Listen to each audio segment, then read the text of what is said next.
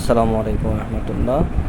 NTRC থেকে শূন্য পদের তালিকা প্রকাশ করলো, তবে ওয়েবসাইটটিকে এখনও দেখা যাচ্ছে না। সার্ভার ডিস্টার্ব দিচ্ছে, হয়তো কালকে অথবা একদিন পর দেখা যেতে পারে।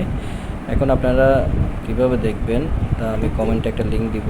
তো লিঙ্কে ঢুকে ফার্স্টে আপনারা ইনস্টিটিউশন, তারপর হচ্ছে ডিভিশন, এরপর হচ্ছে ডিস্ট্রিক্ট, এভাবে সিলেক্ট করে এখান থেকে যদি 10টা আছে, এখন 50টা করতে চান অথবা 100টা, এভাবে করে দেখতে পারেন একটা লিস্টে।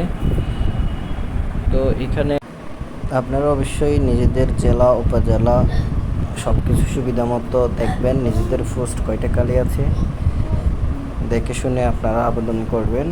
পঞ্চম গণবিজ্ঞপ্তিতে আপনাদের জব নিশ্চিত করবেন। মনে রাখবেন, জবটা হচ্ছে আগে নিশ্চিত করা দরকার। এই জন্য আপনারা দেখে শুনে প্রতিষ্ঠান চয়েস দিবেন, যাতে আপনাদের চাকরিটা আগে নিশ্চিত হয়। এখানে অবশ্যই থানা, জেলা এবং EIN নম্বর, তারপরে আপনাদের উপজেলা এবং কোন মাদ্রাসা, কোন স্কুল এবং কোন কলেজ, কোন পোস্টে ফাঁকা আছে, সব কিছু আছে, অবশ্যই দেখে শুনে দিবেন।